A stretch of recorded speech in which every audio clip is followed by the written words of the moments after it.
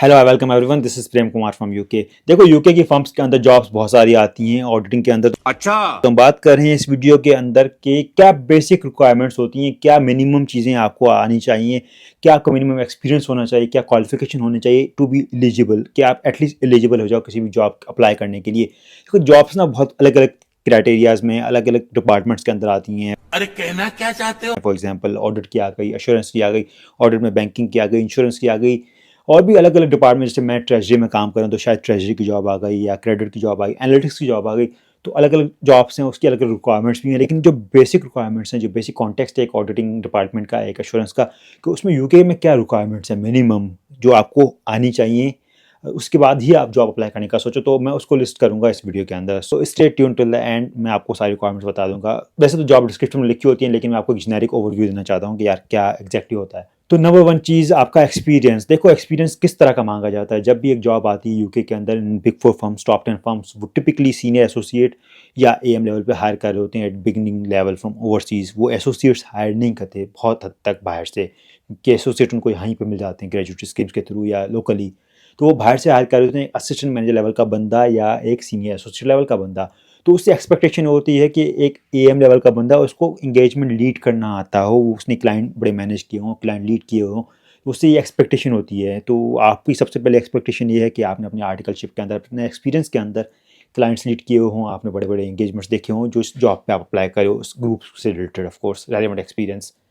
उसके साथ ये एक्सपेक्ट किया जाता है कि इस चीज़ को करने में आपको कम से कम 3 4 5 साल लगे होंगे अपने होम कंट्री के अंदर जहाँ से आप अप्लाई कर रहे हो, क्योंकि 1 2 साल आप जूनियर की तरह काम करते हो, फिर आप सेमी सीनियर बनते हो, फिर आप सीनियर बनते हो या एम बनते हो, तो आपको 3 4 साल का टाइम लग जाता है टिपिकली बड़ी जॉब्स हैंडल करने में। बट ये फिक्स टाइम नहीं है, डिपेंड करता है, कम भी हो सकता है, ज़्यादा भी हो सकता है। लेकिन आपसे एक्सपेक्ट किया जाता है कि जब आप एक सीनियर या एम के लिए अप्लाई करो तो आपको इतना एक्सपीरियंस हो, आपका ये क्वालिफिकेशन, आपकी क्रेडेंशियल्स हों कि आपने जॉब्स लीड की हुई हों, आपको पता है कि कैसे मैनेज करना है सब कुछ। Number second biggest thing is आपकी क्वालिफिकेशन। यहाँ पे बहुत मुश्किल है कि यूके के अंदर आप विदाउट क्वालिफाई यहाँ पे आओ। मैंने कुछ और वीडियोस बनाई थी कि जिसमें लोग आए हुए हैं यूके में विदाउट प्रोफेशनल क्वालिफिकेशन, लेकिन उसकी कुछ रिक्वायरमेंट्स भी हैं और इसमें कुछ जो है ना डिफ़िकल्टी भी होती हैं, लाइक बहुत कम लोग आ पाते हैं।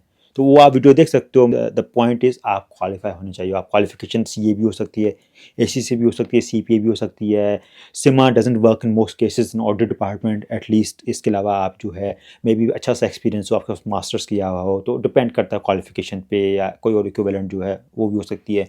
लेकिन आपके पास क्वालिफिकेशन चाहिए आपको यहाँ पे, क्योंकि they don't want an assistant manager unqualified जिसको उनको सपोर्ट करना पड़े क्वालिफिकेशन के लिए। उनके पास बहुत सारे क्वालिफाइड असिस्टेंट मैनेजर किसी भी होती है। So that's the second biggest thing. पहला एक्सपीरियंस हो गया, सेकंड हो गया आपकी क्वालिफिकेशन। अच्छा, नंबर थ्री जो है इंग्लिश स्पीकिंग का जो है ना, इस पर मैं अलग से वीडियो भी बनाऊंगा, आप मेरे चैनल पे देखते रहना, और भी वीडियोस आएंगी इंग्लिश पे। बट बेसिकली ये वो लोग चाहते हैं जो इंग्लिश में बात कर सकें, समझ सकें, खुद को प्रेजेंट कर सकें।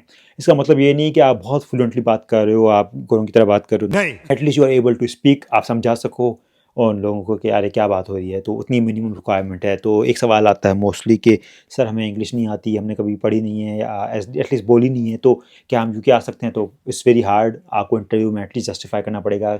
इंटरव्यू में पूरी कन्वर्सेशन होती है 1 घंटे की, तो उसमें आपको इंग्लिश ही बोलनी पड़ती है। एंड देन अगर आपको इंग्लिश नहीं आती तो आप फेल हो सकते हो very easily. Top fourth thing basically क्या चाहते हैं ये लोग जब इंटरव्यूज़ ले रहे होते हैं तब उसमें ये चीज़ देखी जाती है कि आप कितने सुलझे हुए हो, एटलीस्ट कि आप कितना बोल सकते हो, कितना कॉन्फिडेंट हो। तो यहाँ पे टेक्निकलिटी पे थोड़ा सा कम फोकस होता है इंटरव्यूज़ के अंदर, लेकिन यहाँ पे आपकी साउंडनेस पे, आपकी अलर्टनेस पे, या आप कितना खुद को प्रेजेंट करें उस पर बहुत ज़्यादा फोकस होता है। आप कितना अच्छे से बोल रहे हो, कितना अच्छे से समझा रहे हो, क्या एग्जांपल्स हैं, तो वो आपको वो चाहिए होते हैं। तो ये चौथी चीज़ बड़ी इंपॉर्टेंट है किसी भी जॉब यहाँ पे अप्लाई करने के लिए, उसको एस करने के लिए। नंबर 5 चीज़ क्या है? नंबर 5 चीज़ ये है कि आपकी जो जॉब स्पेसिफिक फैक्टर्स होते हैं, जैसे आपकी टॉप स्किल्स जो आती हैं, जैसे लीडरशिप स्किल हो गई जो आपको दिखानी होती है, आपको बस एग्जांपल्स होने चाहिए। मैं जिन जिन चीज़ों की बात करूँगा अभी, 8 10 टाइप ऑफ स्किल्स, उन सबकी आपके पास रियल लाइफ एग्जांपल्स होने चाहिए कि आपने अपने जॉब करियर के अंदर उसको कैसे अचीव किया है। तो जो टॉप स्किल्स देखी जाती हैं वो होती हैं कि आपकी टीम मैनेजमेंट या टीम लीडरशिप स्किल्स कैसी हैं, आपकी क्लाइंट मैनेजमेंट स्किल्स कैसी हैं, कोई इशू हुआ तो क्या होगा, आपकी टीम की कॉन्फ्लिक्ट रेजोल्यूशन स्किल्स कैसी हैं, उस पर भी सवाल आते हैं और वो आपके पास एग्जांपल्स होने चाहिए। उसके अलावा आपके इंडिपेंडेंस पे, आपने कभी कोई इशू देखा, या how you manage audit issues. तो डिफरेंट जो स्किल्स वो देखते हैं ना, कम्युनिकेशन की स्किल हो गई, मैनेजमेंट की स्किल हो गई, प्रोजेक्ट मैनेजमेंट हो गया, टाइम मैनेजमेंट हो गया, इस तरह की टॉप स्किल्स आपके पास सारी होनी चाहिए for an senior assistant manager level grade, क्योंकि ये चीज़ें आपसे एक्सपेक्ट की जाती हैं कि आपको आती हों। नंबर 6, आपके पास आईएफआरएस की ग्रिप होनी चाहिए। अब ये इंडियन चार्टर्ड अकाउंटेंट्स जो हैं, इंडिया जो सीए इंडिया का जो करिकुलम है, इंडियन स्टैंडर्ड्स पढ़े हैं, उनको डिफ़िकल्ट होती है इस चीज़ के अंदर, क्योंकि वो एक अलग करिकुलम पढ़ के आते हैं। लेकिन आपके पास आईएफआरएस की नॉलेज लाज़मी है, यहाँ पे नॉलेज होनी चाहिए। इसके अलावा जो है आपके पास यूएस गैप का एक्सपीरियंस है फॉर एग्जांपल, तो और भी सोने पर सुहागा हो गया।